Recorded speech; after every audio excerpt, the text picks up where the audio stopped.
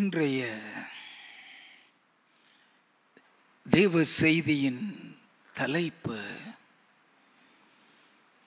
திருச்சபையின் நோக்கமும் முக்கியத்துவமும் பாகம் 3.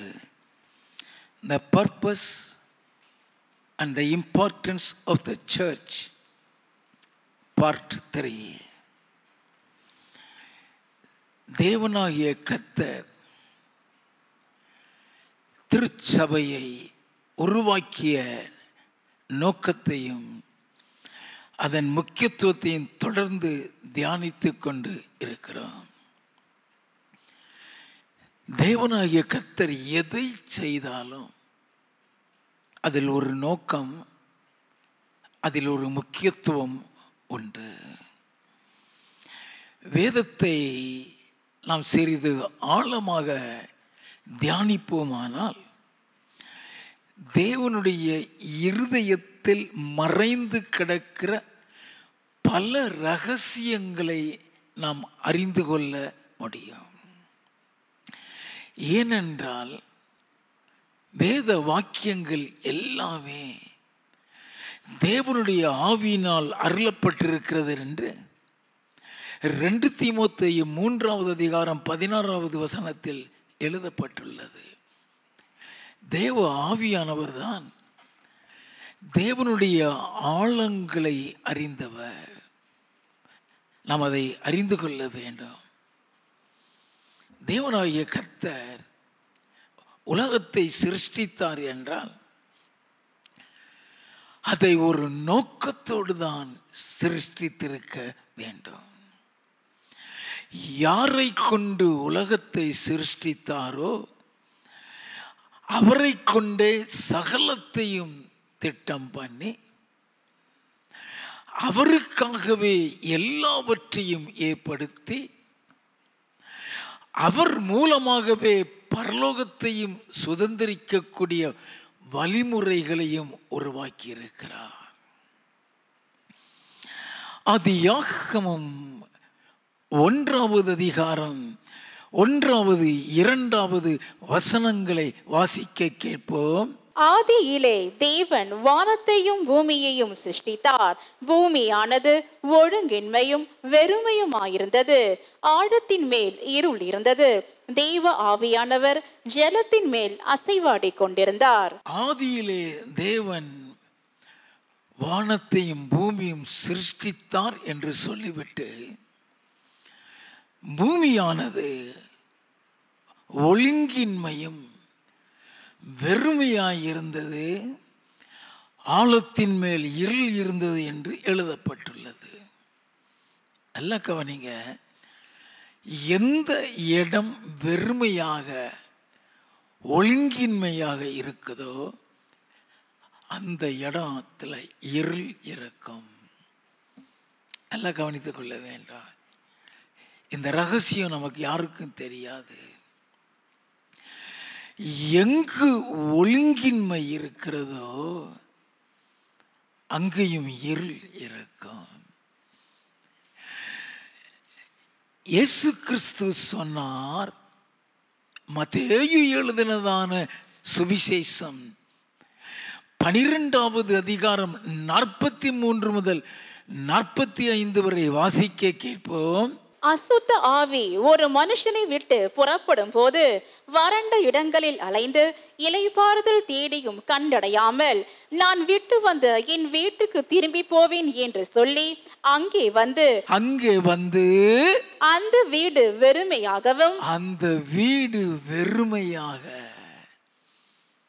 வெறுமைனா ஆங்கில வேதாகமத்தில் வாய்டு என்று VOID வாய்டு என்று எழுதப்பட்டிருக்கும்.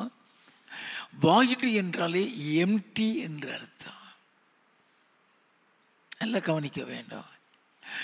அந்த வீடு வெறுமையாயிருக்கிறதை கண்டு திரும்பி போய் தன்னிலும் பொல்லாத வேறு 7 ஆவிகளை தன்னோட கூட்டிக் கொண்டு வந்து உட்புகுந்து அங்கே குடியிருக்கும். அங்கே குடியிருக்குமா?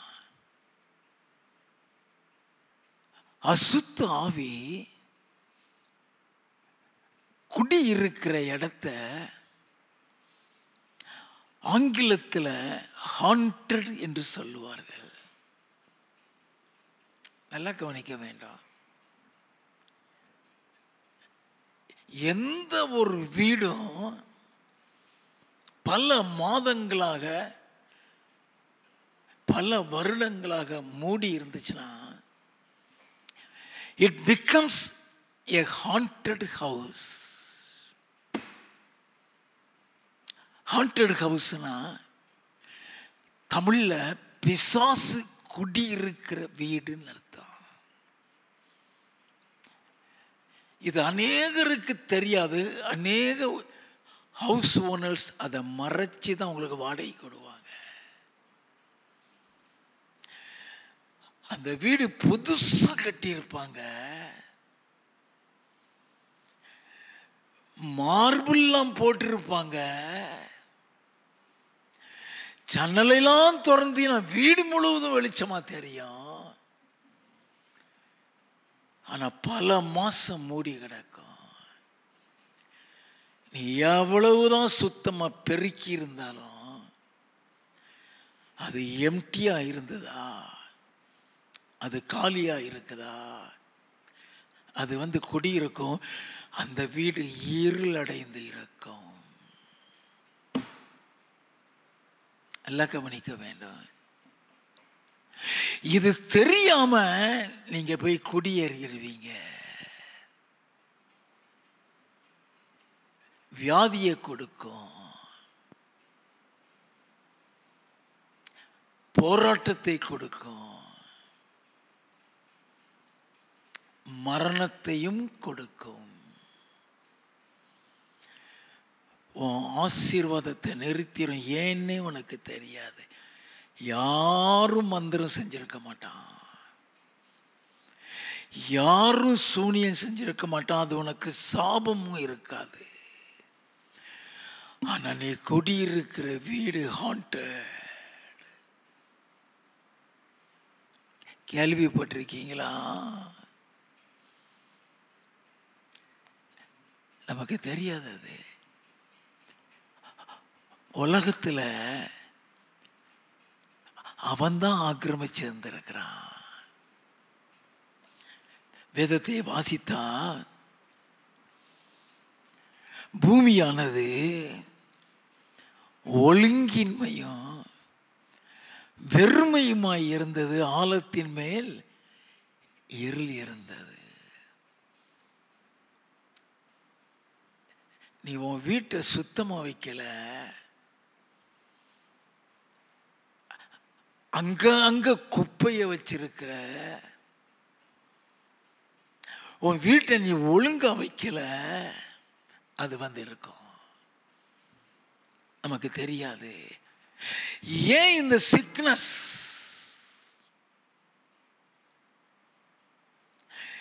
ஏன் இந்த மன உளைச்சல்?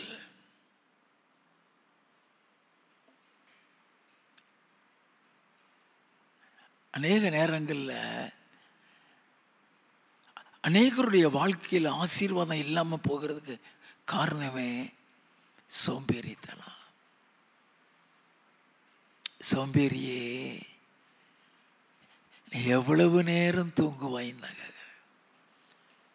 உன் தரித்திரம் வழிப்போக்கனை போல வருமா?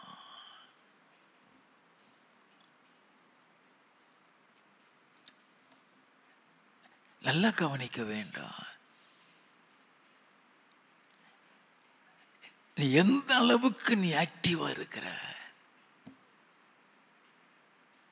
நீ எந்த அளவுக்கு நீ சுறுசுறுப்பா இருக்கிற,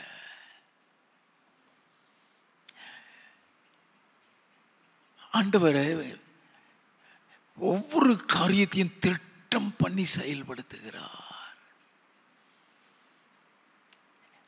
அநேக ஸ்திரீகள்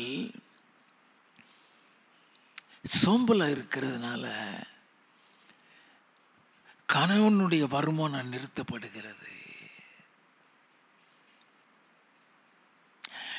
நீதிமொழிகளின் புஸ்தகம் 31வது அதிகாரம் 11வது வசனத்தில் இருந்து வாசிக்க கேட்போம். அவள் புருஷனுடைய இருதயம் அவளை நம்பும், அவன் சம்பத்து குறையாது. அவன் சம்பத்து குறையாது. அவள் உயிரோடு இருக்கிற நாளெல்லாம் அவனுக்கு தீமையை அல்ல நன்மையை செய்கிறாள். எப்படிப்பட்ட நன்மை செய்கிறாள்? ஆட்டு மயிரையும் சணலையும் தேடி தன் கைகளினால் உற்சாகத்தோடு வேலை செய்கிறாள். உற்சாகத்தோடு வேலை செய்கிறாள். அவள் வியாபார கப்பல்களை போல் இருக்கிறாள். அவள் வியாபார கப்பல்களை போல் இருக்கிறாள். தூரத்தில் இருந்து தன் ஆகாரத்தை கொண்டு வருகிறாள். இருட்டோடு எழுந்து தன் வீட்டாருக்கு ஆகாரம் கொடுத்து தன் வேலைக்காரிகளுக்கு படி அளக்கிறாள். இருட்டோடு எழுந்து சமைக்கிறாளாம். ஆகாரம் கொடுக்கிறாள்னா இருட்டோடு எழுந்து சமைக்கிறா. நல்லா கவனிங்க. இது சூனியமா? இது மாந்திரீகமா? அல்லது இது சாபமா தெரியாம அல்ல மோதிக்கிட்டு இருக்கிறோம். சூனியமும் கிடையாது, மாந்திரீகமும் கிடையாது, சாபமும் கிடையாது. சோம்பேறித்தனம்.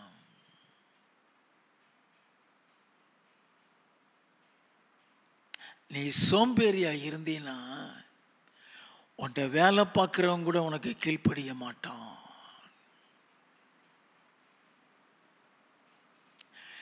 இது வேத ரகசியம்,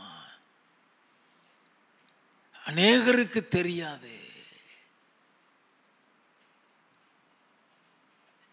ஒரு வீடு அழகா இருக்கு, சூப்பரா இருக்கு,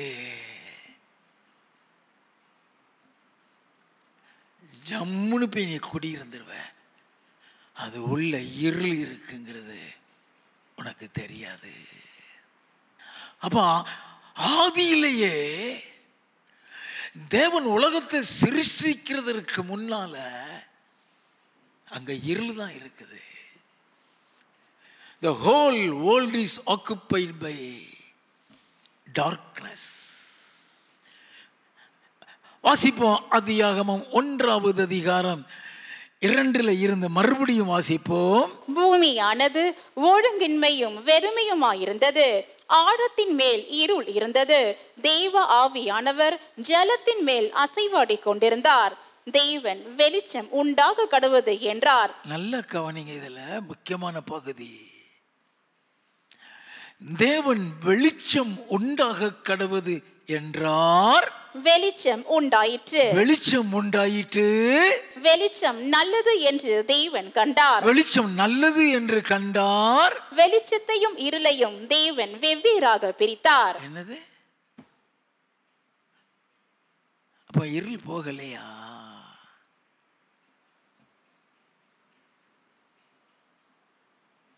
வெளிச்சத்தையும் இருளையும் வெவ்வேறாக பிரித்தார்னா இருளை அவர் நீக்கி போடவில்லை. நம்ம பாஷையில சொன்னா ஓரங்கட்டி வைத்திருக்கிறார். It has got very specific spiritual implications. எல்லாம் கவனிக்க வேண்டும். இவைகள் எல்லாம் புதிய ஏற்பாட்டின் வாழ்க்கைக்கு நிழலாட்டம்.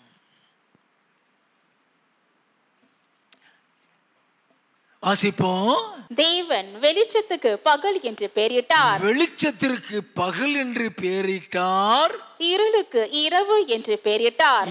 இருளுக்கு இரவு என்று பெயரிட்டார். ஏன் அவர் இருளை நீக்கல? இருள் இல்லாத இடம் பரலோகம் மட்டும்தான்.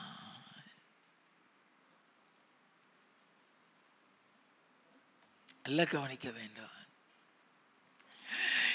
ஏன் இருள வைக்கிறாரு? நீ பகல்ல நடக்கிறியா இருள நடக்கிறியாங்கிற வேறுபாடு அங்கதான் இருக்கிறது.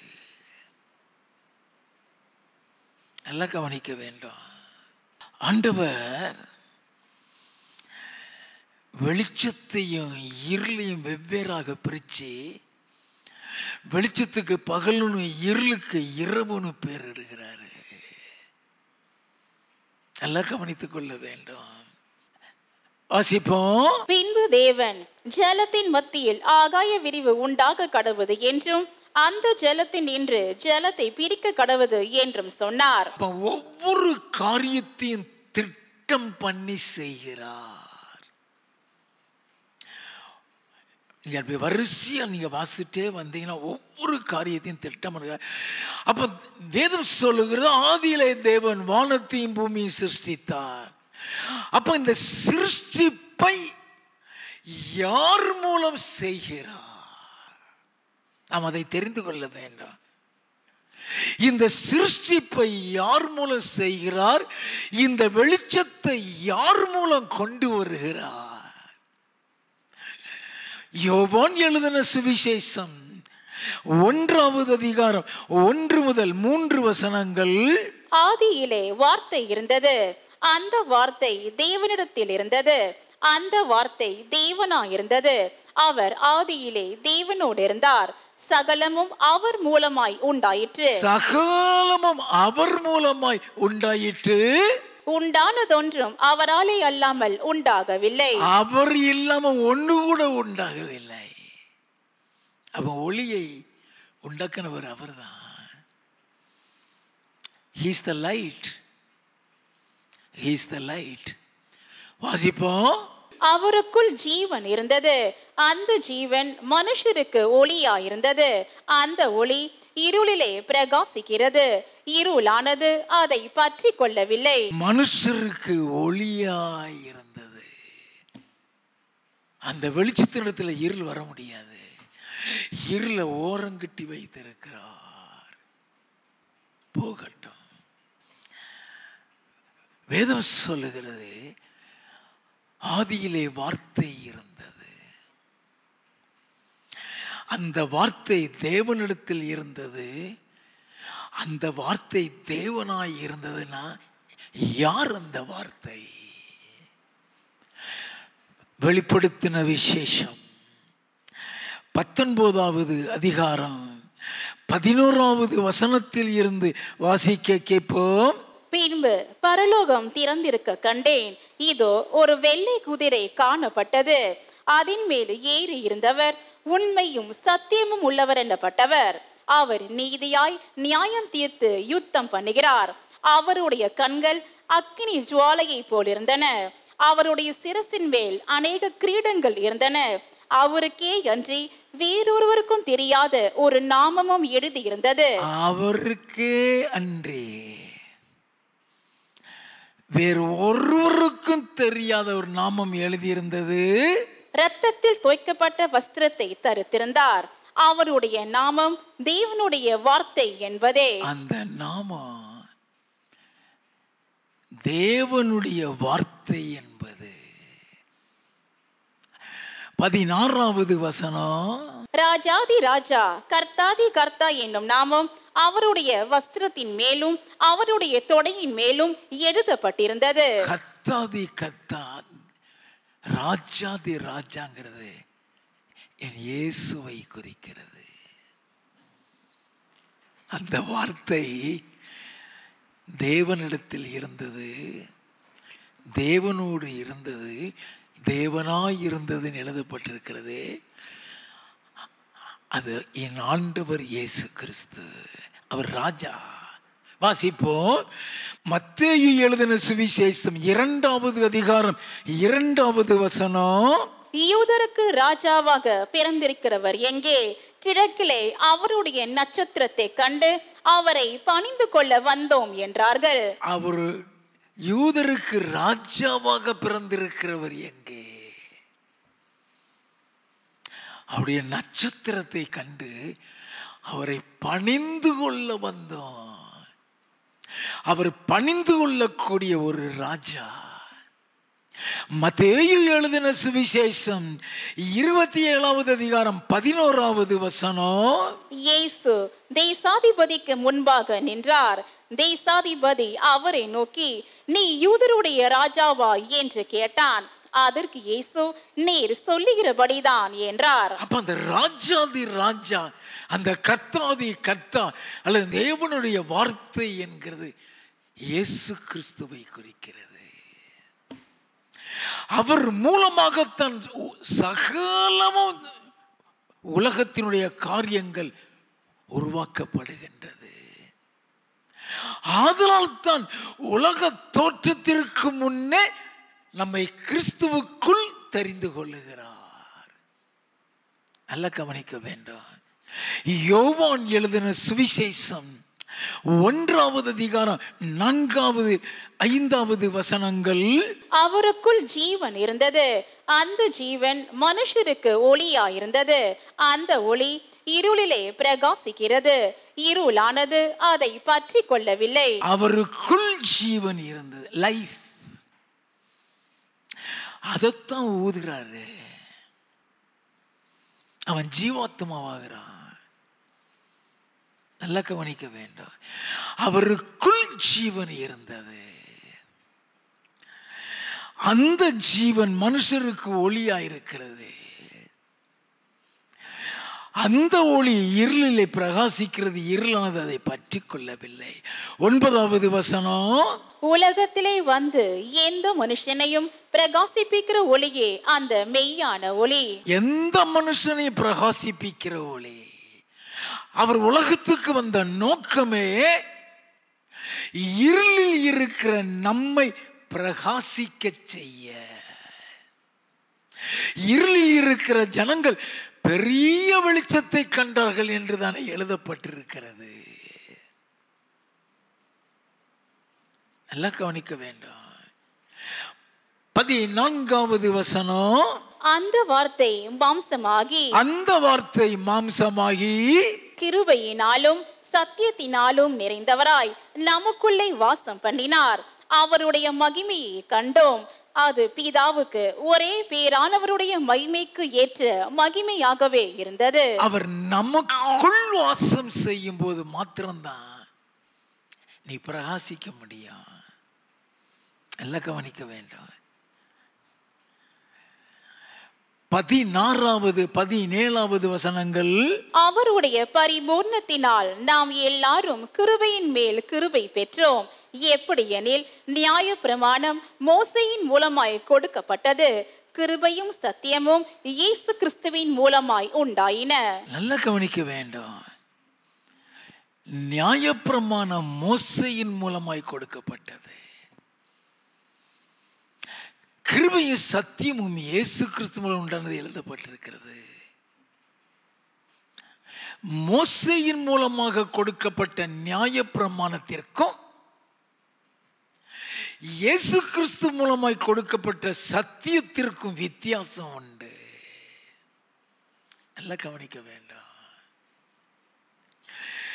சத்தியங்கிறது வேற, நியாயப்பிரமாணங்கிறது வேற. நியாயப்பிரமாணத்தில் கிருபை கிடையாது, சத்தியத்தில் கிருபை உண்டு. அந்த விளக்கத்தை நீங்க தெரிஞ்சுக்கிடணும். நியாயப்பிரமாணம்னா என்ன? யாத்ராகமம் 20வது அதிகாரம் 13வது வசனம், கொலை செய்யாதிருப்பாயாக, கொலை செய்யாதிருப்பாயாக. அது நியாயப்பிரமாணம், அது ஒரு கட்டளை. அது நீ பாவம் செய்யாதபடி உன்னை தடுக்கிறது. நியாயப்பிரமாணம் நீ பாவம் செய்யாதபடி உன்னை தடுக்குது. ஆனா சத்தியம்னா என்னது? இதே காரியத்தை சத்தியத்தில் இயேசு கொண்டு வருகிறார். இந்த நியாயப்பிரமாணத்துக்கும் இந்த சத்தியத்துக்கும் உள்ள வித்தியாசத்தை இயேசு கிறிஸ்து சொல்லி கொடுக்கிறார். மத்தேயு எழுதின சுவிசேஷம் 5வது அதிகாரம் 21வது 22வது வசனங்கள், கொலை செய்யாதிருப்பாயாக என்பதும் கொலை செய்கிறவன் நியாய தீர்ப்புக்கு ஏதுவாய் இருப்பான் என்பதும் பூர்வத்தாருக்கு உரைக்கப்பட்டதென்று கேள்விப்பட்டிருக்கிறீர்கள். அது நியாயப்பிரமாணம். என் ஆண்டவர் அந்த நியாயப்பிரமாணத்தையும் சொல்லிட்டு சத்தியத்தையும் சொல்லுகிறார். வாசிப்போம். நான் உங்களுக்கு சொல்லுகிறேன், நான் உங்களுக்கு சொல்லுகிறேன், தன் சகோதரனை நியாயமில்லாமல் கோபித்துக் கொள்பவன் நியாய தீர்ப்புக்கு ஏதுவாயிருப்பான். அவன் கொலை செஞ்சா தான் தண்டனைக்குள்ள போறான், இவன் கொலை செய்யாமலே தண்டனைக்குள்ள போறான். நல்ல கவனிங்க.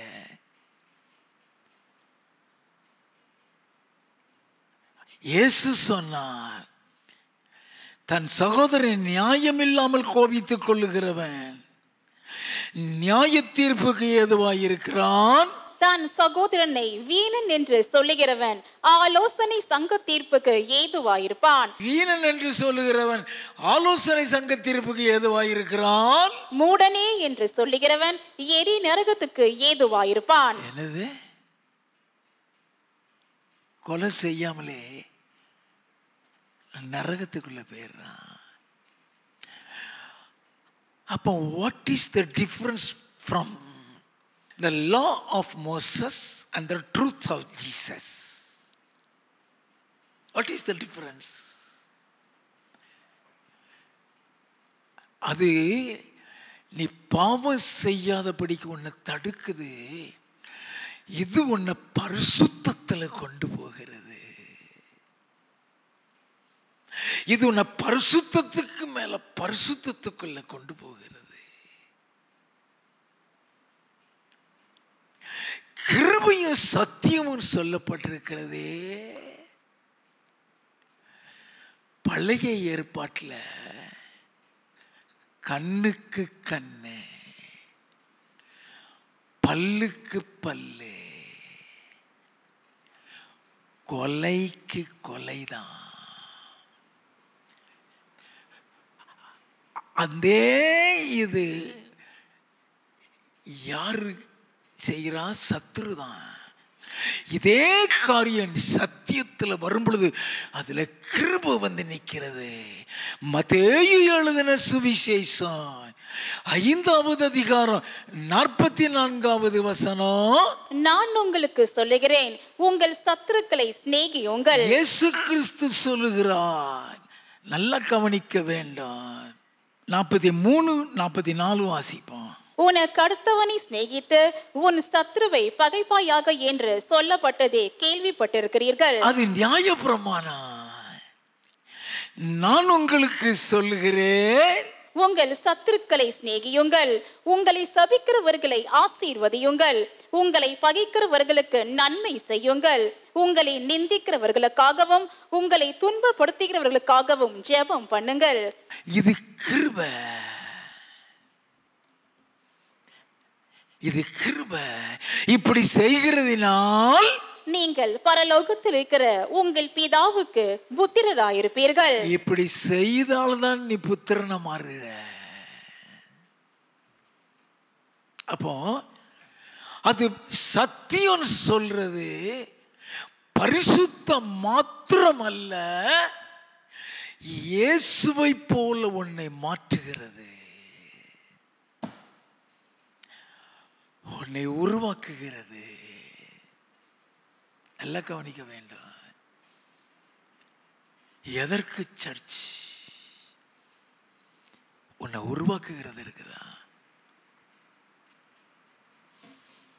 நியாயப்பிரமாணம்னா என்ன? யாத்ராகமம் 20வது அதிகாரம் 14வது வசனம், விபச்சாரம் செய்யாதிருப்பாயாக. நல்ல கவனிங்க. நியாயப்பிரமாணம் சொல்லுது விபச்சாரம் செய்யாதிருப்பாயாக. பழைய ஏற்பாட்டில்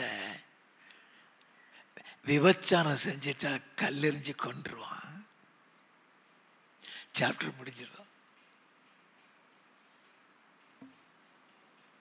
மோசே கண்ணு முன்னாலேயே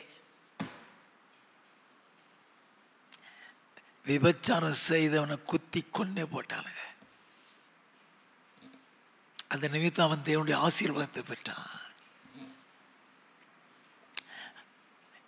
இது நியாயப்பிரமாணம். சத்தியம் என்னது? மத்தேயு எழுதின சுவிசேஷம் 5வது அதிகாரம் 27, 28. விபச்சாரம் செய்யாதிருப்பாயாக என்பது பூர்வத்தாருக்கு உரைக்கப்பட்டதென்று கேள்விப்பட்டிருக்கிறீர்கள். நான் உங்களுக்கு சொல்லுகிறேன், ஒரு ஸ்திரீயை இச்சையோடு பார்க்கிற எவனும் தன் இருதயத்தில் அவளோடு விபச்சாரம் செய்தாயிற்று. He has committed adultery without doing it. உன் எண்ணமே உன்னை விபச்சாரம் மாத்திருது.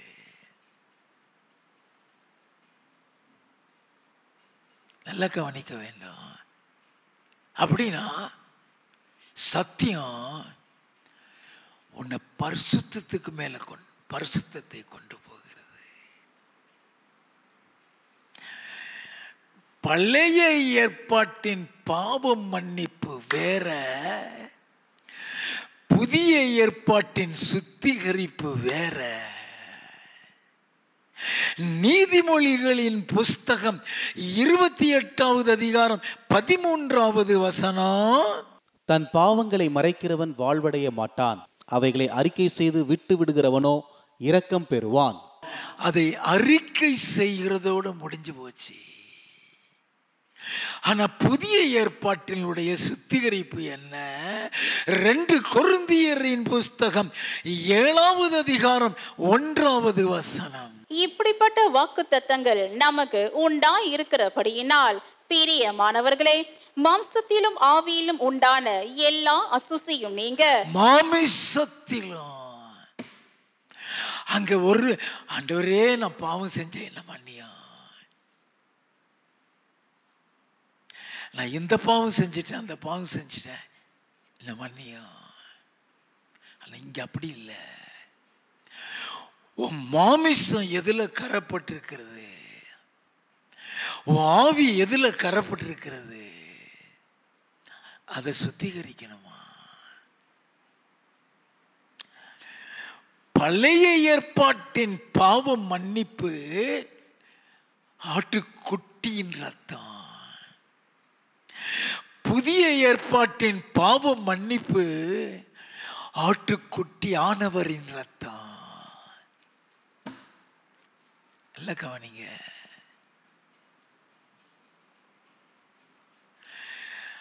அன்னைக்கு பலி செலுத்தினா மட்டும்தான் பாவ மன்னிப்பு. இன்னைக்கு நீ உன்னை சுத்திகரித்துட்டாலே பாவ மன்னிப்பு. எப்படி? 1 யோவானின் புஸ்தகம் 1வது அதிகாரம் 7 முதல் 9 வசனங்கள். அவர் ஒளியில் இருக்கிறது போல நாமும் ஒளியிலே நடந்தால் ஒருவரோடொருவர் ஐக்கியப்பட்டிருப்போம். அவருடைய குமாரனாகிய இயேசு கிறிஸ்துவின் இரத்தம் சகல பாவங்களையும் நீக்கி நம்மை சுத்திகரிக்கும். நமக்கு பாவம் இல்லை என்போமானால் நம்மை நாமே வஞ்சிக்கிறவர்களாயிருப்போம், சத்தியம் நமக்குள் இராது. நான் என்ன பாவம் செஞ்சிட்டேன்?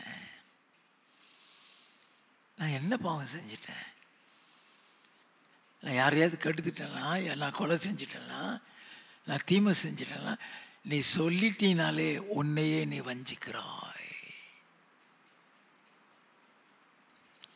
நல்லா கவனிக்கணும். நமக்கு பாவம் இல்லை என்று சொல்லுவோமானால் நம்மை நாமே வஞ்சிக்கிறவர்களாக இருப்போம், சத்தியம் நமக்குள் இராது.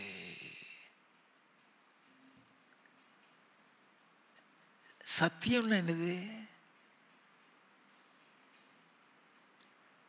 சத்தியம் நமக்குள் இராதுன்னு சொல்லப்பட்டிருக்கிறது. சத்தியங்கிறது வசனத்தை குறிக்கிறது. அந்த வசனம் தான் உன்னை பரிசுத்தமாக்குகிறது. யோவான் எழுதின சுவிசேஷம் 17வது அதிகாரம் 17வது வசனம், உம்முடைய சத்தியத்தினாலே அவர்களை பரிசுத்தமாக்கும், உம்முடைய வசனமே சத்தியம். உம்முடைய வசனமே சத்தியம்.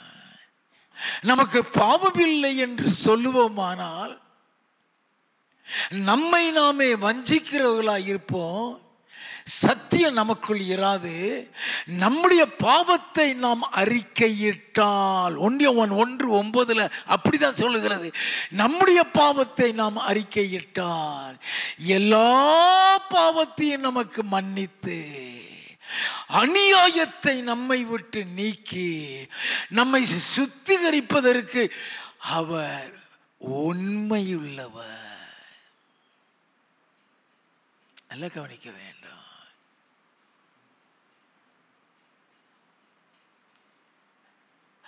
நம்முடைய பாவத்தின் மாத்திரம் அல்ல, சர்வ லோகத்தின் பாவத்தின் எழுதப்பட்டிருக்கும்.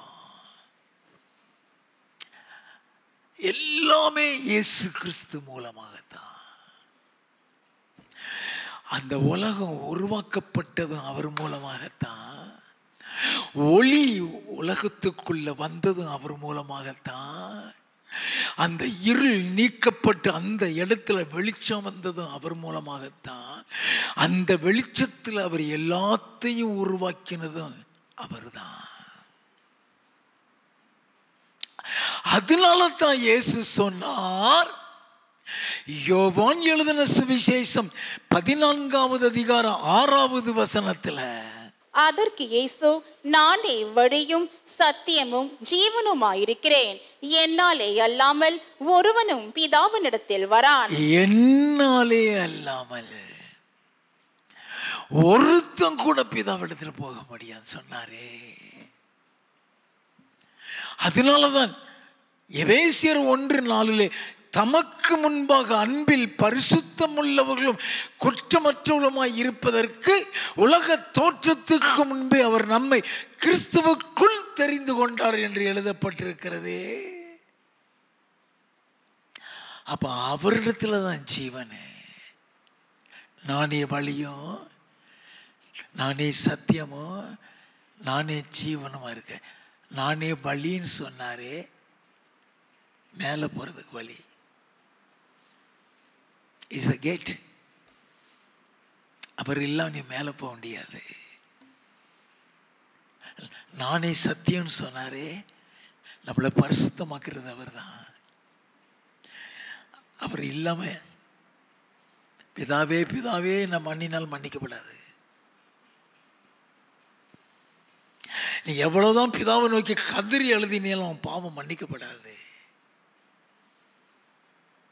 அவர் மூலமா தான் அது மன்னிக்கப்படும். அவர் தான் இறங்கணும். வாசிப்போமா? 1 யோவானின் புஸ்தகம் 2வது அதிகாரம் 1வது 2வது வசனங்கள். என் பிள்ளைகளே, நீங்கள் பாவம் செய்யாதபடிக்கு இவைகளை உங்களுக்கு எழுதுகிறேன். ஒருவன் பாவம் செய்வானானால் நீதிபரராய் இருக்கிற இயேசு கிறிஸ்து நமக்காக பிதாவினிடத்தில் பரிந்து பேசுகிறவராயிருக்கிறார். அவர் பரிந்து பேசலைன்னு உனக்கு மன்னிப்பு கிடையாது.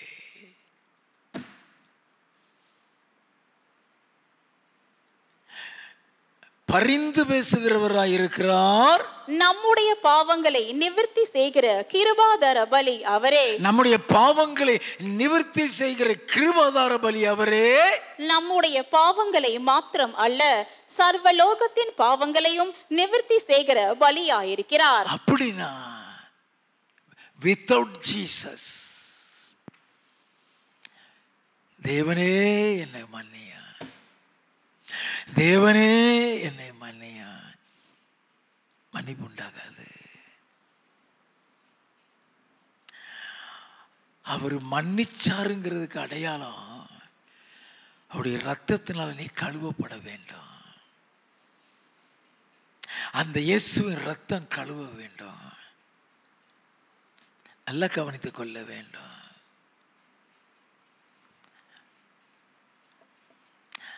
போகட்டும். பழைய ஏற்பாட்டு திருச்சபை என்பது புதிய ஏற்பாட்டு திருச்சபைக்கு ஒரு நிழலாட்டமாய் அமைந்திருக்கிறது என்று சொன்னேன். பழைய ஏற்பாட்டு திருச்சபை மோசேயினுடைய நியாயப்பிரமாணத்தில் கட்டி எழுப்பப்பட்டது. நல்லா கவனிங்க. இன்றைய தேவ செய்தின்னு சொல்றது வேதத்தில் மறைந்து கிடக்கிற ஆழம் அல்லது ரகசியம். அதை நாம் அறிந்து கொள்ள வேண்டும். Why creation?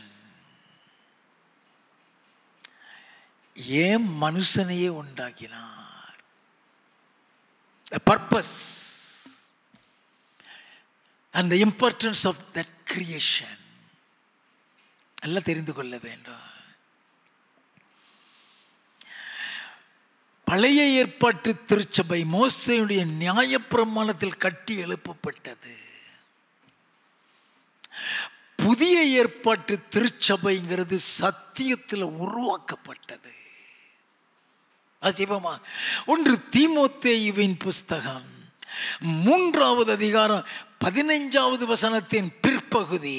அந்த வீடு ஜீவனுள்ள தேவனுடைய சபையாய் சத்தியத்துக்கு தூணும் ஆதாரமும் ஆயிருக்கிறது. அந்த வீடு ஜீவனுள்ள தேவனுடைய சபையாய் சத்தியத்துக்கு தூணும் ஆதாரம்.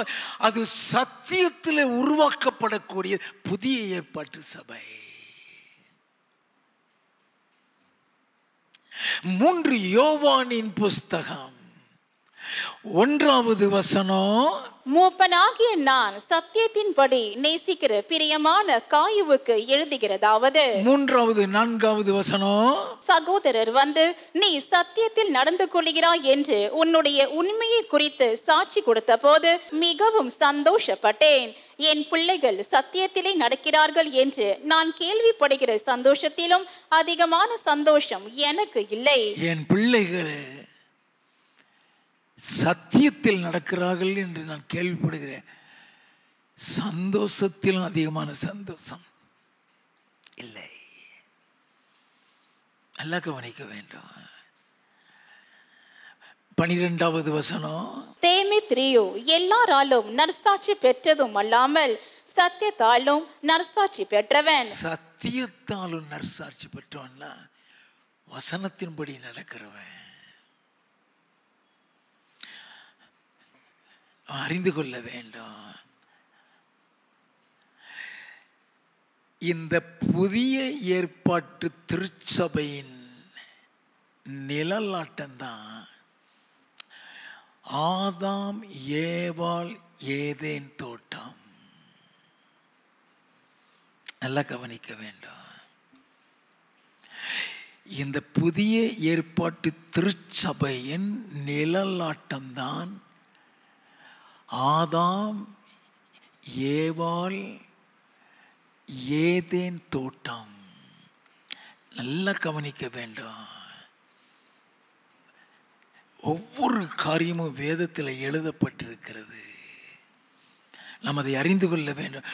ஆதியாகமம் 1வது அதிகாரம் 26 முதல் 28 வரை.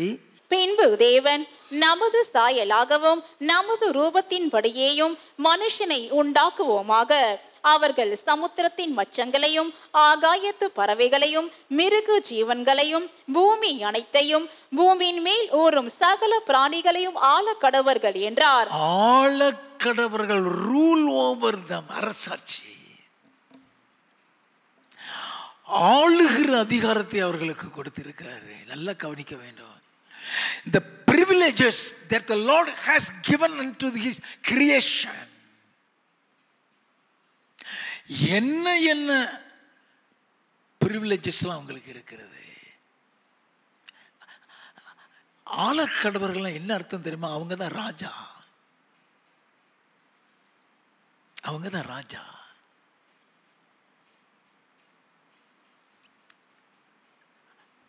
அந்த எல்லா அதிகாரத்தையும் அவங்க கையில கொடுக்கிறாரு. வாசிப்போம்.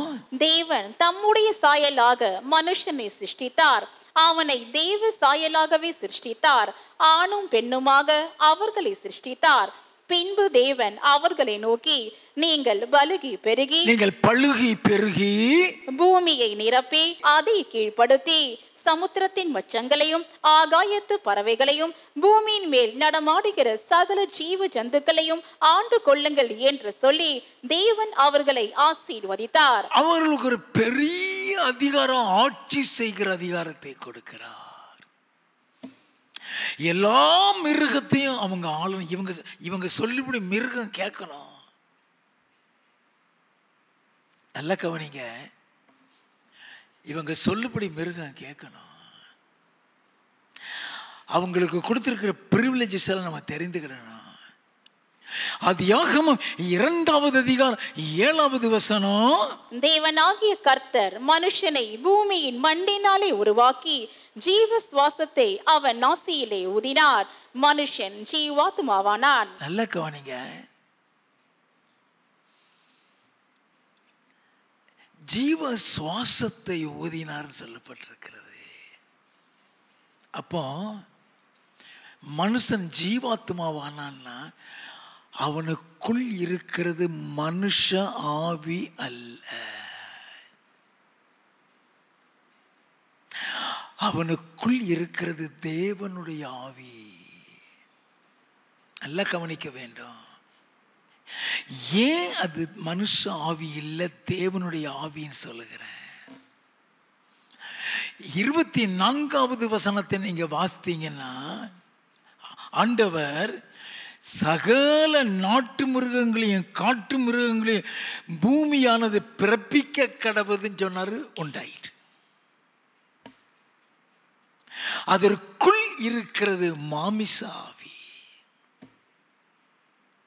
அது எல்லாத்தையும் அதே மாதிரி மண்ணை எடுத்து நீ மனுஷனாகணும்னு சொல்லிட்டாருன்னா மனுஷன் ஆயிடுவான்.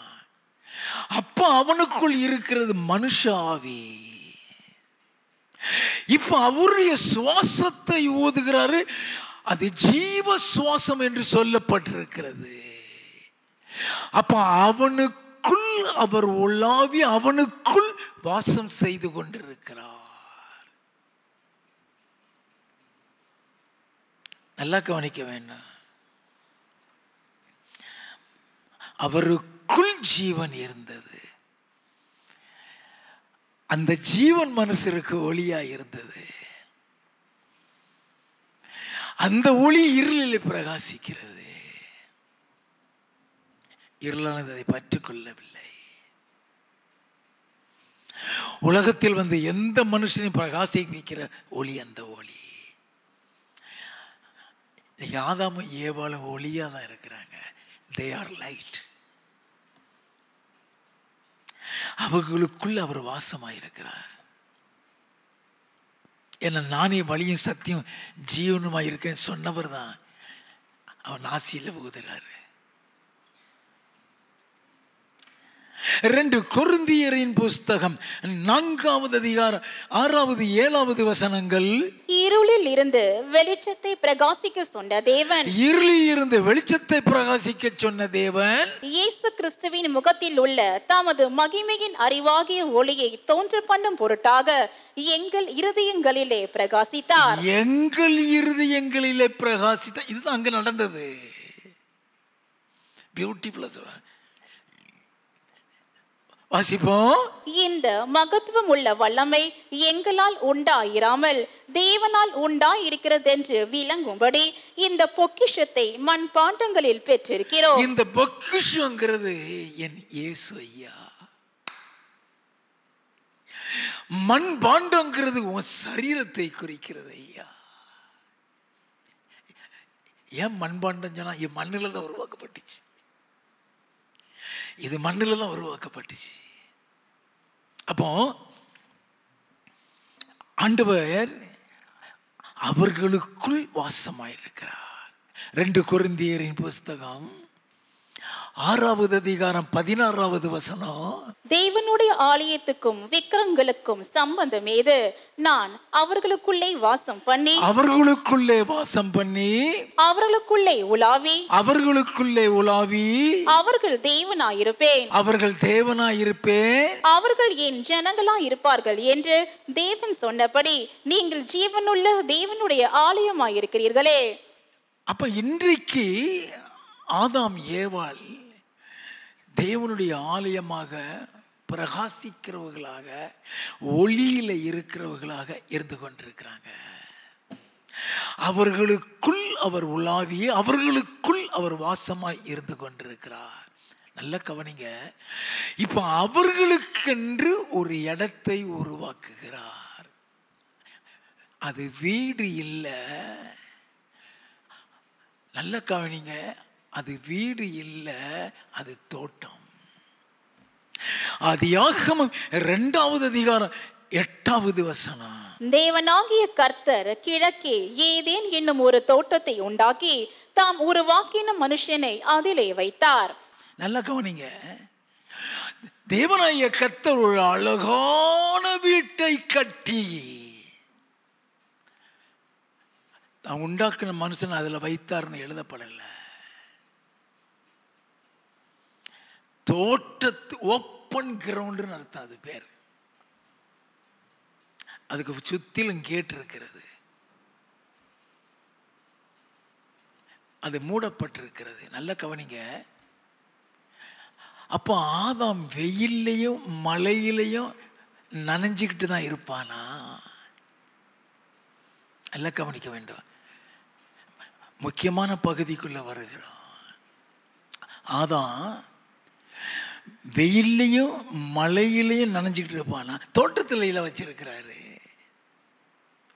அப்போ இந்த வெயில் மழையும் அவங்க மேல படாம இருக்கிறதுக்கு அந்த தோட்டத்துக்கு ஒரு கூரை உண்டு.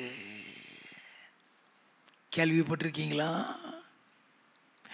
அந்த தோட்டத்துக்கு ஒரு கூரை உண்டு. ஏசாயா தீர்க்கதரிசியின் புஸ்தகம் 40வது அதிகாரம் 22வது வசனம்.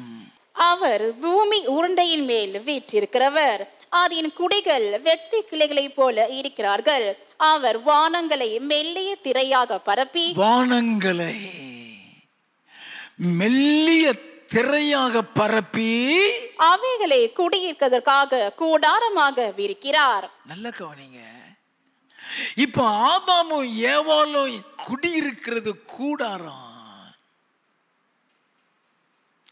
அதுக்கு கூரை மேகம்தான். அந்த மேகத்துக்கு கீழே இருக்கிறதுனால வெயிலும் தெரியாது, மழையும் தெரியாது. வீடுன்னு சொல்றது பரலோகத்துல தான். வாசிப்போமா? 2 கொரிந்தியரின் புஸ்தகம் 5வது அதிகாரம் 1வது வசனம்.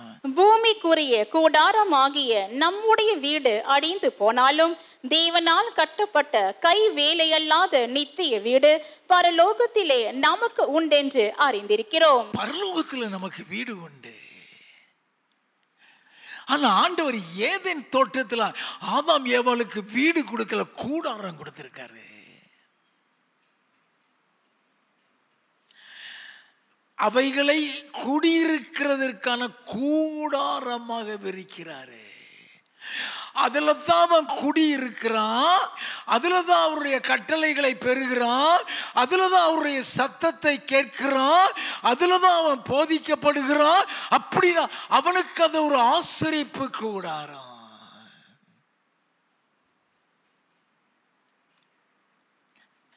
நல்லா கவனித்துக் கொள்ள வேண்டும். மோசே மலையில போய் 40 நாள் உபவாசம் இருந்தான். வெயில் அடிச்சுதா, மழை பெஞ்சுதா? மழை வருகிறது வரதான் செய்யும், வெயில் அடிக்கிறது அடிக்கதான் செய்யும். அப்ப மோசேக்கு கூடாரம் எது? யாத்ராகமம் 24வது அதிகாரம் 12வது வசனம்.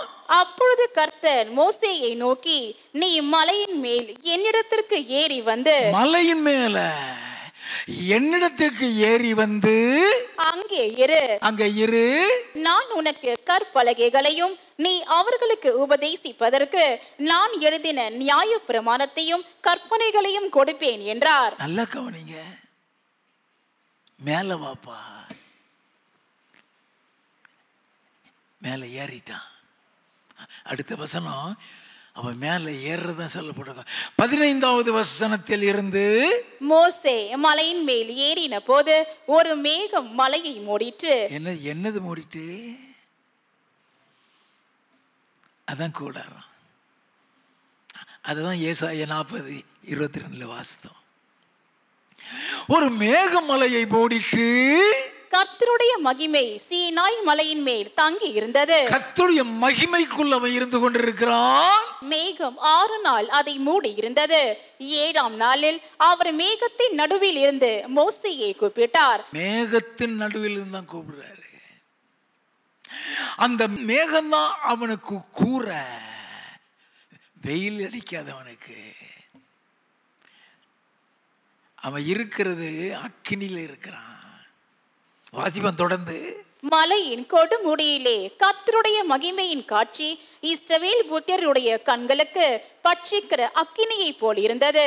கீழே இருந்து பார்க்கிறவனுக்கு அது பட்சிக்கிற அக்கினியா தெரியுது, அவனுக்கு அது மேகம். நல்லா கவனிக்க வேண்டும்.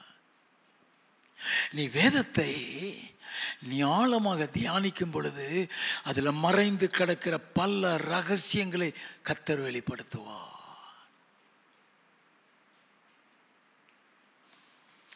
ஆதாமும் ஏவாளும் மோசேயை மாதிரி தான் ஏதேன் தோட்டத்தில் இருந்திருக்க வேண்டும். வெயிலும் ஒன்றும் செய்யாது, மழையும் ஒன்றும் செய்யாது.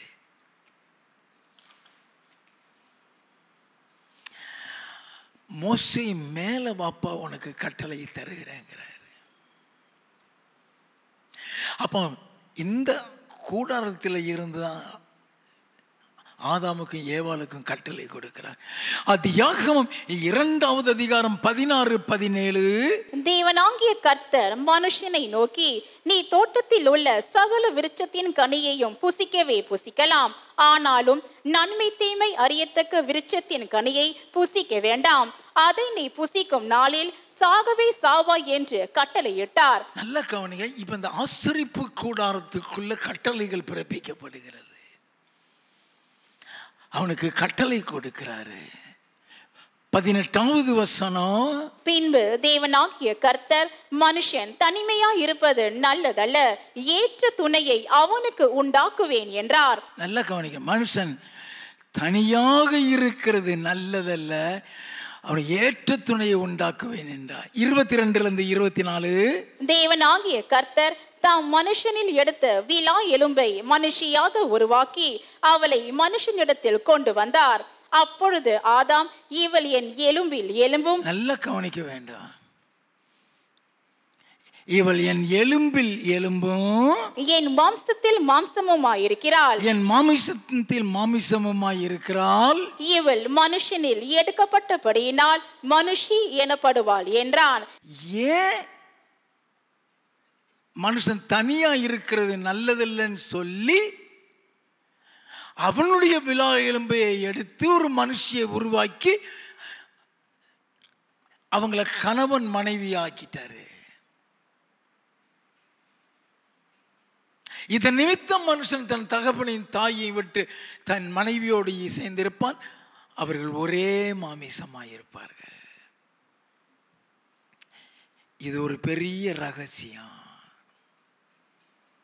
இது ஒரு பெரிய ரகசியம்.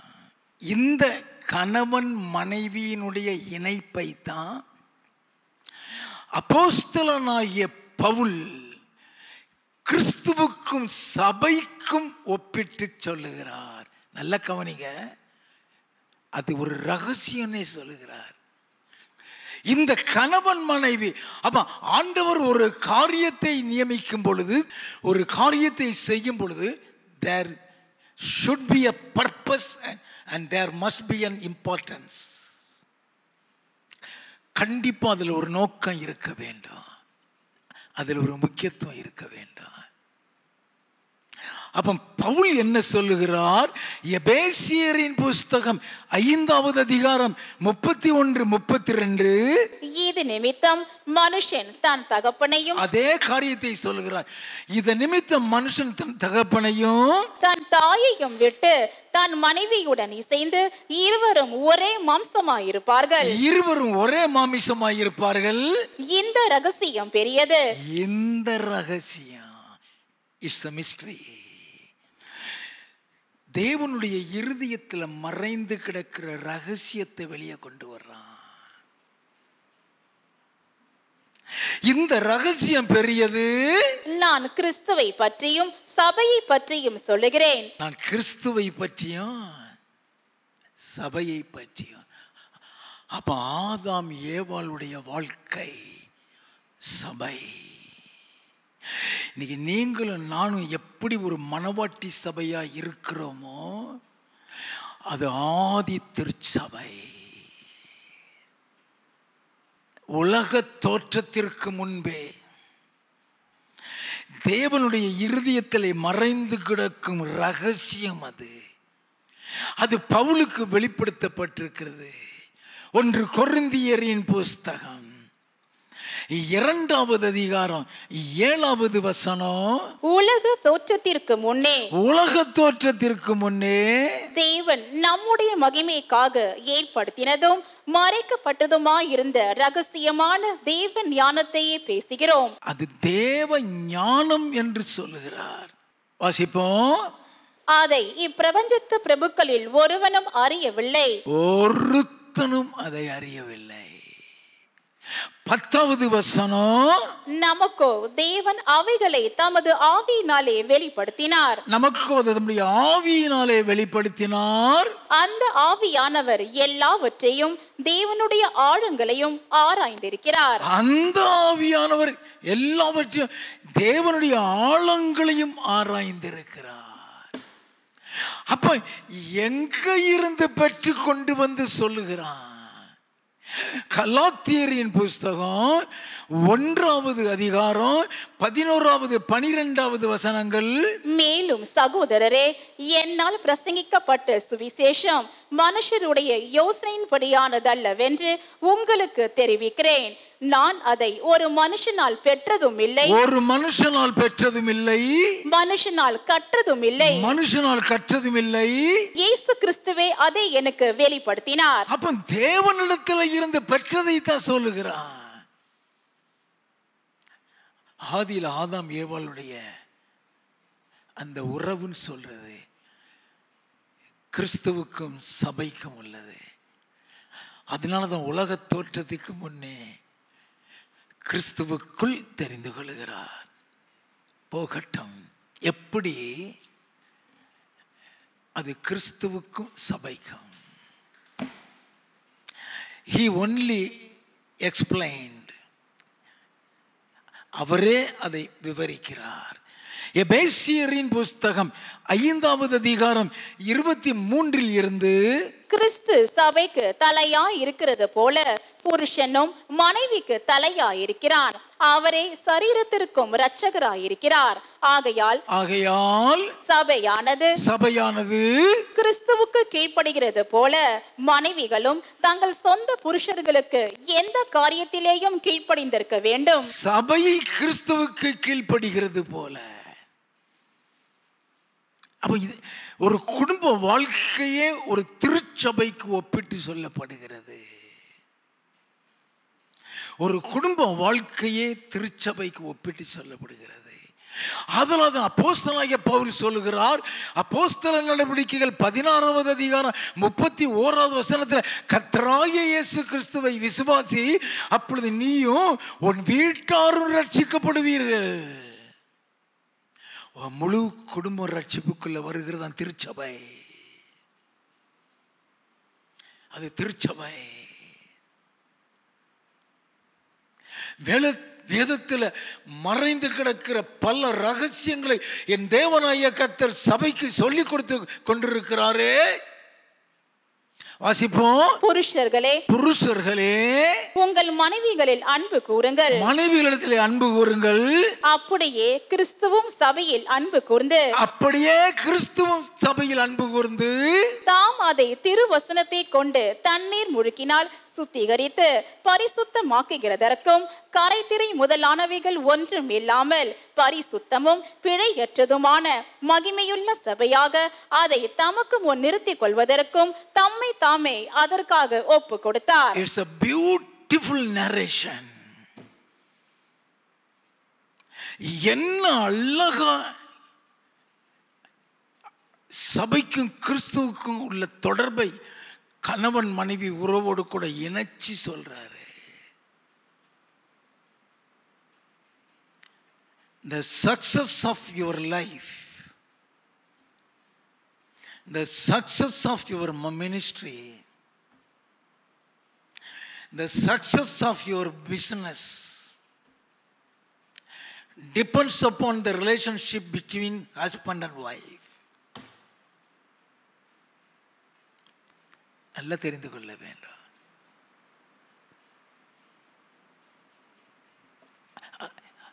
அங்கதான் எல்லாமே இருக்கிறது. அதனாலதான் தள்ளி விடுதலை நான் வெறுக்கிறேன் என்று கர்த்தர் சொல்லுகிறார். தள்ளி விடுதலை வெறுக்கிறேன் ஏன் கர்த்தர் சொல்லுகிறார்? நீ இன்னும் வசனத்துக்குள்ள நீ ஆழத்துக்குள்ள போனீனா மனைவியினுடைய நடக்கை நிமித்தம் கணவனும் ரட்சிக்கப்படுகிறான், கணவனுடைய அன்பின் நிமித்தம் மனைவியும் ரட்சிக்கப்படுகிறான். நல்லா கவனிக்க வேண்டும். இந்த ரெண்டுமே 1 பேதுரு 3வது அதிகாரத்தில் மறைந்திருக்கிறது. வாசித்து தெரிந்து கொள்ள வேண்டும். ரகசியமே அங்கதான்.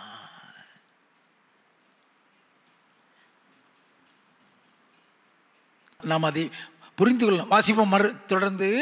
அப்படியே புருஷர்களும் தங்கள் மனைவிகளை தங்கள் சொந்த சரீரங்களாக பாவித்து அவர்களில் அன்பு கூற வேண்டும். தான் மனைவியில் அன்பு கூறுகிறவன், தன் மனைவியிடத்திலே அன்பு கூறுகிறவன் தன்னில் தான் அன்பு கூறுகிறான். தன் சொந்த மாம்சத்தை பகைத்தவன் ஒருவனும் இல்லையே. கர்த்தர் சபையை போஷித்து காப்பாற்றுகிறது போல, கர்த்தர் சபையை போஷித்து காப்பாற்றுகிறது போல ஒவ்வொருவனும் தன் மாம்சத்தை போஷித்து காப்பாற்றுகிறான். தான் மாமிசம் சொல்றது மனைவியை சொல்லுகிறது. ஒன்னு நினைச்சிடாத, அதுக்காக நான் தான் நல்லா திங்கணும்னு சொல்லி நல்லா சாப்பிட்டுட்டே இருக்காத. மாமிசம் சொல்றது அவங்க 2 பேரும் ஒரே மாமிசம். நன்றாக கவனிக்க வேண்டும். வாசிப்போம். நாம் அவருடைய சரீரத்தின் அவயவங்களாயும் அவருடைய மாம்சத்திற்கும் அவருடைய எலும்புகளுக்கும் உரியவர்களாயும் இருக்கிறோம். அவருடைய மாமிசத்திற்கும் அவருடைய எலும்புகளுக்கும் உரியவர்களாய் இருக்கிறோம். இது நிமித்தம்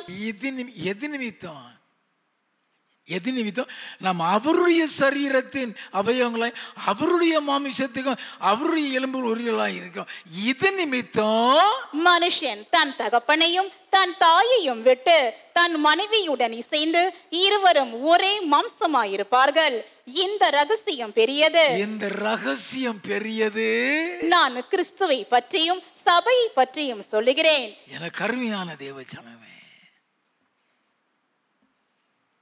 பிசாசனுடைய தந்திரமே உன் குடும்பத்தை பிரிக்கிறது தான். பிசாசனுடைய தந்திரமே சபையை உடைக்கிறது தான். பிசாசனுடைய தந்திரமே சபையை விட்டு வெளியே கொண்டு போக வைக்கிறது தான். அதைத்தான் அவன் ஏவாளிடத்திலும் செய்கிறான். ஆதியாகமம் 3வது அதிகாரம் 1வது வசனம். தேவனாகிய கர்த்தர் உண்டாக்கின சகல காட்டு ஜீவன்களை பார்க்கிலும் சர்ப்பமானது தந்திரம் உள்ளதாயிருந்தது.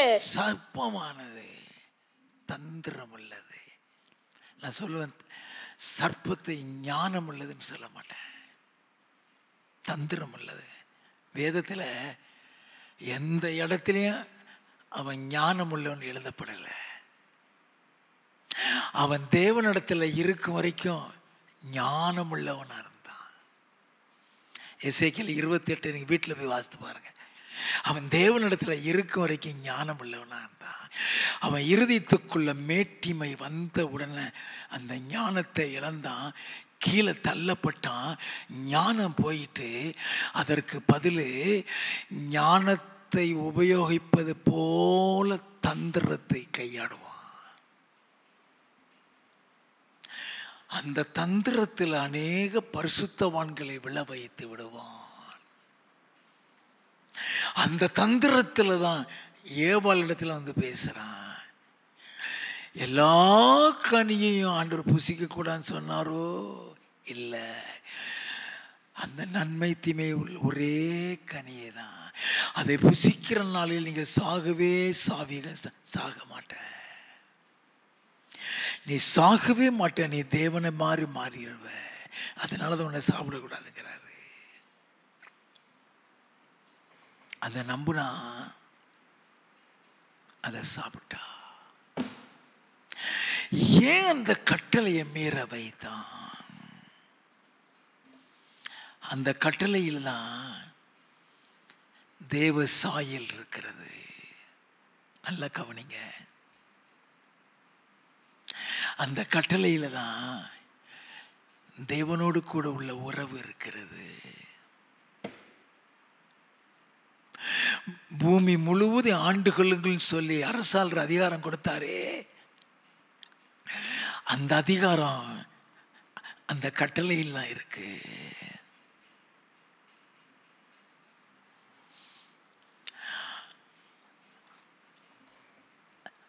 அவர்களை ஆசீர்வதித்தாரே, அந்த ஆசீர்வாதம் அந்த கட்டளையில் தான் இருக்கு.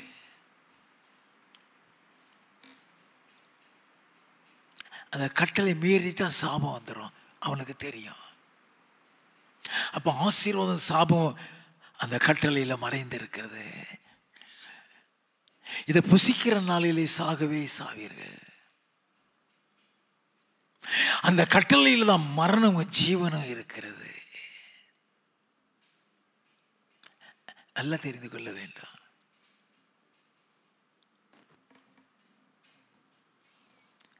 அந்த கட்டளையில் தான் அவர்களுக்குள் அவர் வாசம் செய்கிறதும் வாசம் செய்யாததும் இருக்கிறது. அந்த கட்டளையில் தான் ஏதேன் தோட்டமே இருக்கிறது. அந்த கட்டளையில் தான் தேவனோடு கூட உறவு கொள்ளக்கூடிய பரிசுத்தம் இருக்கிறது. எல்லாத்தையும் நாசப்படுத்திட்டான். இப்படிப்பட்ட பல சிலாக்கியங்களை கொண்ட அந்த கட்டளைக்கு கீழ்ப்படியாதபடி ஆக்கிவிட்டான். அந்த நிமித்தம் சாபத்தை பெற வைத்து விட்டான். ஆதியாகமம் 3வது அதிகாரம் 8வது வசனத்தில் இருந்து, பகலில் குளிர்ச்சியான வேளையிலே தோட்டத்தில் உலாவுகிற தேவனாகிய கர்த்தருடைய சத்தத்தை அவர்கள் கேட்டார்கள். அப்பொழுது ஆதாமும் அவன் மனைவியும் தேவனாகிய கர்த்தருடைய சந்நிதிக்கு விலகி தோட்டத்தின் விருட்சங்களுக்குள்ளே ஒளித்து கொண்டார்கள். இருளுக்குள்ள போகிற ஏன் இருள ஓரமா வச்சிருக்கிறாரு? நீ எதை தெரிந்தெடுக்கிற? நீ பகல்ல நடக்கிற, இருள நடக்க, அதுல தான் இருக்கு. இப்போ வெளிச்சத்தில் இருந்தவன், அந்த வெளிச்சத்தை பார்த்து பேசிக்கிட்டு இருந்தவன், இப்ப அந்த வெளிச்சத்தை பார்க்க முடியல, அந்த சத்தத்தை கேட்க முடியல, ஓடி போய் ஒளிந்து கொள்ளுகிறான். வெளிச்சத்தில் இருந்தவன் இருளுக்குள்ள போகிறான். வாசிப்போம். அப்பொழுது தேவனாகிய கர்த்தர் ஆதாமை கூப்பிட்டு, நீ எங்கே இருக்கிறாய் என்றார். எங்கே இருக்கிறாய்? அவன் வெளிச்சத்தில் இல்லையே. வாசிப்போம். அதற்கு அவன், நான் தேவரீருடைய சத்தத்தை தோட்டத்திலே கேட்டு நான் நிர்வாணியா இருப்பதினால் பயந்து ஒளித்து கொண்டேன் என்றான். பயம் எங்கிருந்து வந்துச்சு? தேவ புத்திரனாக தேவனோடு உறவாடி கொண்டிருந்தவருக்குள்ள பயங்கிறது வந்துச்சு. பயத்தை கொடுக்கிறவன் பிசாசு. வாசிப்போம். அப்பொழுது அவர், நீ நிர்வாணி என்று உனக்கு அறிவித்தவன் யார்? புசிக்க வேண்டாம் என்று நான் உனக்கு விலக்கின விருட்சத்தின் கனியை புசித்தாயோ என்றார். நான் விலக்கின விருட்சத்தின் கனியை புசித்தாயோ? வாசிப்போம். அதற்கு ஆதாம், என்னோடு இருக்கும்படி தேவரீர் தந்த ஸ்திரீயானவள் அவ்விருட்சத்தின் கனியை எனக்கு கொடுத்தாள், நான் புசித்தேன் என்றான். அப்பொழுது தேவனாகிய கர்த்தர் ஸ்திரீயை நோக்கி, நீ இப்படி செய்தது என்ன என்றால், ஸ்திரீயானவள், சர்ப்பம் என்னை வஞ்சித்தது, நான் புசித்தேன் என்றாள். நல்ல கவனிங்க. இவன் சர்ப்பத்தை பார்த்து சொல்லுகிறார். 15, உனக்கும் ஸ்திரீக்கும் உன் வித்துக்கும் அவள் வித்துக்கும் பகை உண்டாக்குவேன், அவர் உன் தலையை நசுக்குவார். அவர் உன் தலையை நசுக்குவார். அன்னைக்கே சொல்லிட்டாரு. சிலுவையிலே அவனுடைய தலை நசுக்கப்பட்டது. உன் தலையை அவர் நசுக்குவார். அதுக்கு தான் இயேசு பிறந்தார். 1 யோவானின் புஸ்தகம் 3வது அதிகாரம் 8வது வசனம். பாவம் செய்கிறவன் பிசாசினால் உண்டாயிருக்கிறான், ஏனெனில் பிசாசானவன் ஆதி முதல் பாவம் செய்கிறான். பிசாசனுடைய கிரியைகளை அழிக்கும்படிக்கே தேவனுடைய குமாரன் வெளிப்பட்டார். இயேசு கிறிஸ்து அதற்காகத்தான் வந்தார். இப்போ பாவம் செஞ்சிட்டான். ஆதியாகமம் 3வது அதிகாரம் 17, 18 சாபம் வருகிறது. அந்த சாபத்தில் நீ மண்ணாய் இருக்கிறாய், மண்ணுக்கு திரும்புவாய், மரணமும் வந்துடுது. ஆதியாகமம் 3வது அதிகாரம் 24வது வசனம், தோட்டத்தை விட்டு விரட்டி விட்டார். தேவ சாயலை இழந்து விட்டான். தேவ உறவை இழந்து விட்டான். தேவன் வைத்திருந்த ஏதேன் தோட்டத்தை இழந்து விட்டான். தேவனுடைய ஆசீர்வாதத்தை இழந்து விட்டான்.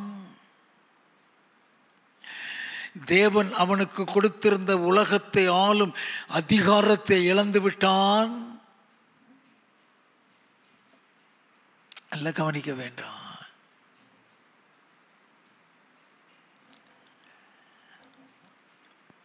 அவனுக்குள் வாசம் செய்து கொண்டிருந்தாரே, அந்த சிலாக்கியத்தையும் இழந்து விட்டான். அதனால தான் அவர் இஸ்ரவேல் ஜனங்களிடத்தில் சொல்லும் பொழுது பாளையத்தை தான் சொல்வார். உங்கள் நடுவிலே நான் உலாவி உங்கள் தேவனாய் இருப்பேன், நீங்கள் என் ஜனமாய் இருப்பீர்கள் சொன்னது அவர் வெளியில உலாவுகிற அனுபவம். இப்ப இயேசு கிறிஸ்து எதற்காக உலகத்திற்கு வந்தார்? ஏன் இயேசு கிறிஸ்துவுக்குள் நம்மை உலக தோற்றத்துக்கு முன்னாலே தெரிந்து கொள்ளுகிறார்? இழந்த அத்தனையும் திரும்ப பெறுகிறதற்கு தான் இயேசு வந்தார். மத்தேயு எழுதின சுவிசேஷம் 1வது அதிகாரம் 21 முதல் 23 வரை, அவள் ஒரு குமாரனை பெறுவாள், அவருக்கு இயேசு என்று பெயரிடுவாயாக, ஏனெனில் அவர் தமது ஜனங்களின் பாவங்களை நீக்கி அவர்களை இரட்சிப்பார் என்றான். தீர்க்கதரிசியின் மூலமாய் கர்த்தராலே உரைக்கப்பட்டது நிறைவேறும்படி இதெல்லாம் நடந்தது. அவன், இதோ ஒரு கன்னிகை கர்ப்பவதியாகி ஒரு குமாரனை பெறுவாள், அவருக்கு இம்மானுவேல் என்று பெயரிடுவார்கள் என்று சொன்னான்.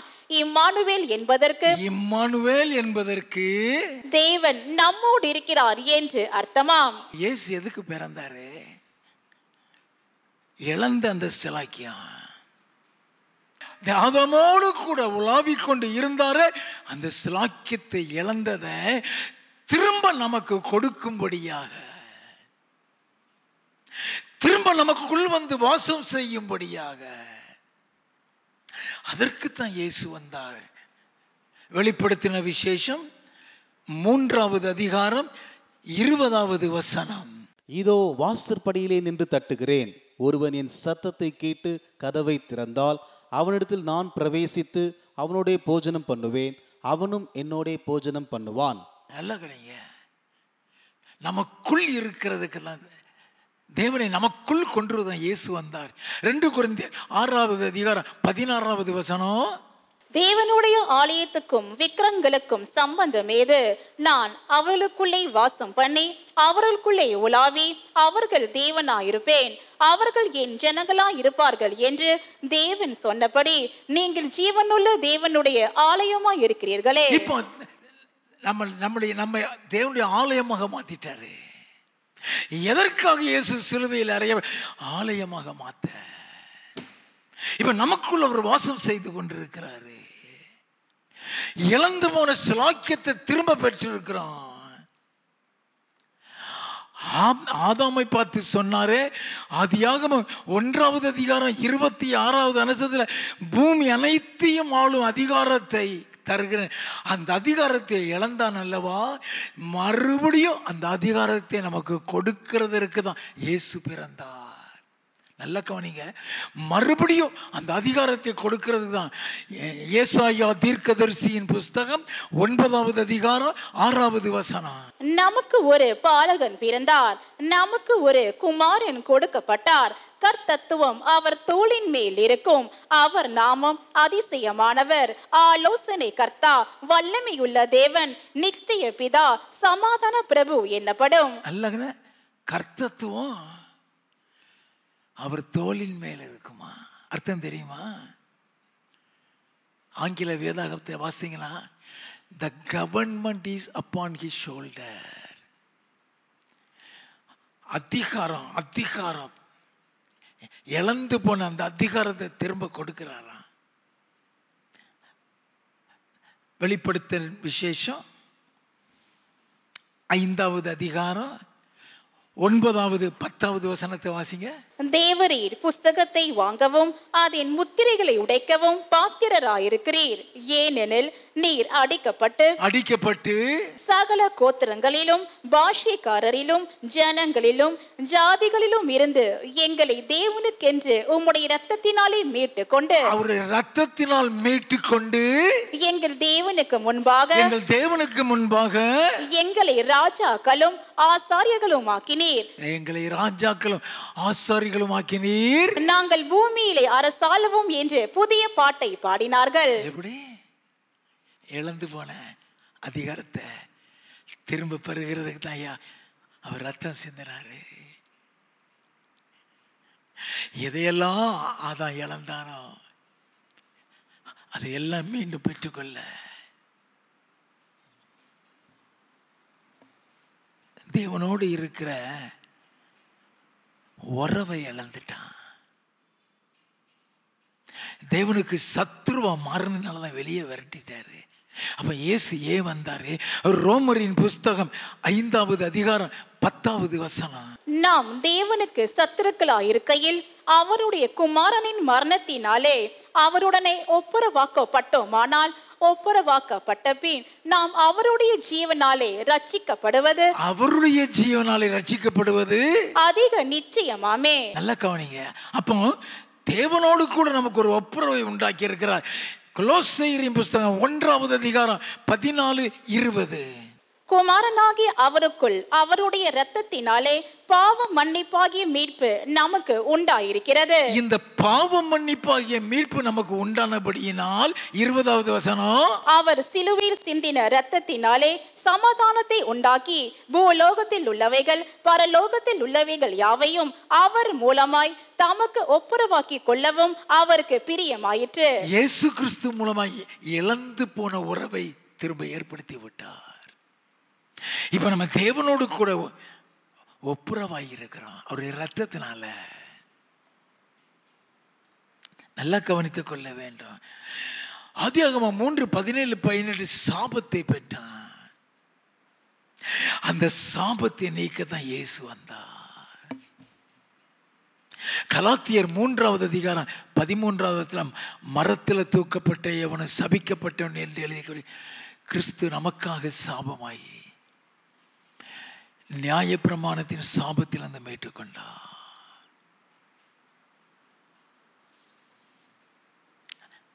அடுத்தபடியாக முக்கியமானது, இழந்து போன அவருடைய சாயலை திரும்ப பெற்றாதான் பரலோகத்துக்கு போக முடியும். அந்த சாயலை திரும்ப பெறுகிறதற்கு தான் இயேசு வந்தார்.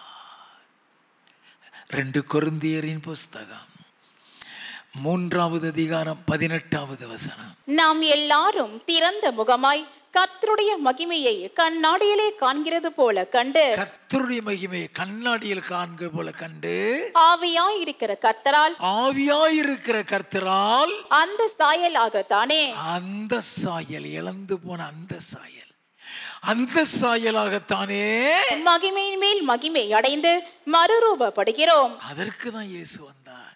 பிலிப்பியரின் புஸ்தகம் 3வது அதிகாரம் 20-21, நம்முடைய குடியிருப்போ பரலோகத்தில் இருக்கிறது, அங்கே இருந்து கர்த்தராய் இருக்கிற இயேசு கிறிஸ்து என்னும் இரட்சகர் வர எதிர்பார்த்து கொண்டிருக்கிறோம். அவர் எல்லாவற்றையும் தமக்கு கீழ்ப்படுத்தி கொள்ளத்தக்க தம்முடைய வல்லமையான செயலின்படி ஆவியானவர் மூலமாக செயலின்படியே நம்முடைய அற்பமான சரீரத்தை தம்முடைய மகிமையான சரீரத்திற்கு ஒப்பாக மறுரூபப்படுத்துவார். எதையெல்லாம் இழந்தானா அத்தனை திரும்ப நம்ம பெற்றுக்கொள்ளதான் இயேசு வந்தார். அப்படின்னா எதற்கு சபை? எபேசியர் 1:4 தமக்கு முன்பாக நாம் அன்பில் பரிசுத்தம் குற்றமற்றவர்களுக்கு உலக தோற்றத்துக்கு முன்பே கிறிஸ்துவுக்குள் தெரிந்து கொண்டாரே, அந்த தெரிந்து கொண்ட கர்த்தர் நமக்கென்று ஒரு வீட்டை வைத்திருக்கிறார். 2 கொரிந்தியரின் புஸ்தகம் 5வது அதிகாரம் 1வது வசனம். பூமிக்குரிய கூடாரமாகிய நம்முடைய வீடு அழிந்து போனாலும் தேவனால் கட்டப்பட்ட கைவேலை அல்லாத நித்திய வீடு பரலோகத்திலே நமக்கு உண்டென்று அறிந்திருக்கிறோம். 5வது வசனம். இதற்கு நம்மை ஆயத்தப்படுத்துகிறவர் தேவனே. இந்த பரலோக வீட்டுக்கு நம்மளை ஆயத்தப்படுத்துகிற தேவன் ஆவியானவர். அப்ப இந்த பரலோக வீட்டுக்கு ஆயத்தப்படுத்துகிறதுக்கு தான் சபை. வாசிப்போமா? ஏசாயா தீர்க்கதரிசியின் புஸ்தகம் 2வது அதிகாரம் 2வது 3வது வசனங்கள். கடைசி நாட்களில் கர்த்தருடைய ஆலயமாகிய பர்வதங்களின் கொடுமுடியில் ஸ்தாபிக்கப்பட்டு மலைகளுக்கு மேலாய் உயர்த்தப்படும். எல்லா ஜாதிகளும் அதற்கு ஓடி வருவார்கள். எல்லா ஜாதிகளும் ஓடி வருவார்கள். திரளான ஜனங்கள் புறப்பட்டு வந்து நாம் கர்த்தரின் பர்வதத்துக்கும் யாக்கோபின் தேவனுடைய ஆலயத்துக்கும் போவோம் வாருங்கள். அவர் தமது வழிகளை நமக்கு போதிப்பார். நாம் அவர் பாதைகளில் நடப்போம் என்பார்கள். அதுக்குதான் ஆலயம் நம்மளை உருவாக்குறதுக்கு தான் ஆலயம். மோசேயின் காலத்தில் சபை கூடணும். 1வது நாளும் 7வது நாளும் சபை கூடணும்னு சொன்னாரே, எதற்காக இந்த சபை கூடும்படியாக வைத்தார்? உபாகமம் 4வது அதிகாரம் 5வது வசனத்தில் இருந்து வாசிப்போம். நீங்கள் சுதந்தரித்துக் கொள்ளும்படி பிரவேசிக்கும் தேசத்தில் நீங்கள் கை கொள்ளும் பொருட்டு என் தேவனாகிய கர்த்தர் எனக்கு கற்பித்தபடியே நான் உங்களுக்கு கட்டளைகளையும் நியாயங்களையும் போதித்தேன். ஆகையால் அவைகளை கை கொண்டு நடவுங்கள். ஜனங்களின் கண்களுக்கு முன்பாகவும் இதுவே உங்களுக்கு ஞானமும் விவேகமுமாயிருக்கும். அவர்கள் இந்த கட்டளைகளை எல்லாம் கேட்டு இந்த பெரிய ஜாதியை ஞானமும் விவேகமும் உள்ள ஜனங்கள் என்பார்கள். நம்முடைய தேவனாகிய கர்த்தரை நாம் தொழுது கொள்ளுகிற போதெல்லாம் அவர் நமக்கு சமீபமாய் இருக்கிறது போல தேவனை இவ்வளவு சமீபமாய் பெற்றிருக்கிற வேறே பெரிய ஜாதி எது? இந்நாளில் நான் உங்களுக்கு விதிக்கிற இந்த நியாயப்பிரமாணம் முழுமைக்கும் ஒத்த இவ்வளவு நீதியுள்ள கட்டளைகளையும் நியாயங்களையும் பெற்றிருக்கிற வேறே பெரிய ஜாதியும் எது? எதற்கு இந்த கட்டளை? ஏன் சொல்லி கொடுக்கிறார்? வாசிப்போம். ஓரேபிலே உன் தேவனாகிய கர்த்தருக்கு முன்பாக நீ நிற்கும் போது கர்த்தர் என்னை நோக்கி, ஜனங்களை என்னிடத்தில் கூடி வர செய்து என் வார்த்தைகளை அவர்கள் கேட்கும்படி பண்ணுவேன். எதுக்கு கூடி வர சொல்றாரா? என் வார்த்தைகளை கேட்கும்படி செய்வேன். அவர்கள் பூமியில் உயிரோடு இருக்கும் நாளெல்லாம் எனக்கு பயந்திருக்கும்படி அவைகளை கற்றுக்கொண்டு தங்கள் பிள்ளைகளுக்கும் போதிக்க கடவர்கள் என்று சொல்லிய நாளில் சபை மூலமா கர்த்தருக்கு பயப்படுற பயத்தை கொண்டு வருகிறார். அதுக்குதான் சபை கூடுதல். ஆகவே புதிய ஏற்பாட்டிலும் இந்த சபை கூடுதலை பற்றி ஆண்டவர் சொல்கிறார். எபிரேயரின் புஸ்தகம் 10வது அதிகாரம் 25வது வசனம். சபை கூடி வருதலை சிலர் விட்டு விடுகிறது போல நாமும் விட்டு விடாமல் ஒருவருக்கொருவர் புத்தி சொல்ல கடவோம். நாளானது சமீபித்து வருகிறதை எவ்வளவாய் பார்க்கிறீர்களோ அவ்வளவாய் புத்தி சொல்ல வேண்டும். நல்ல கவனிங்க. இழந்து போன சாயலை திரும்பவும் பெற்றுக்கொள்ள, இழந்து போன உறவை திரும்பவும் உண்டாக்கி கொள்ள, பரலோகத்தில் வைத்திருக்கிற வீட்டிற்கு நம்மளை ஆயத்தப்படுத்த தேவனாகிய கர்த்தர் திருச்சபையை உண்டாக்கினார். இதுதான் அவர் சபையை உருவாக்கிய நோக்கமும் முக்கியத்துவமும். அல்லேலூயா.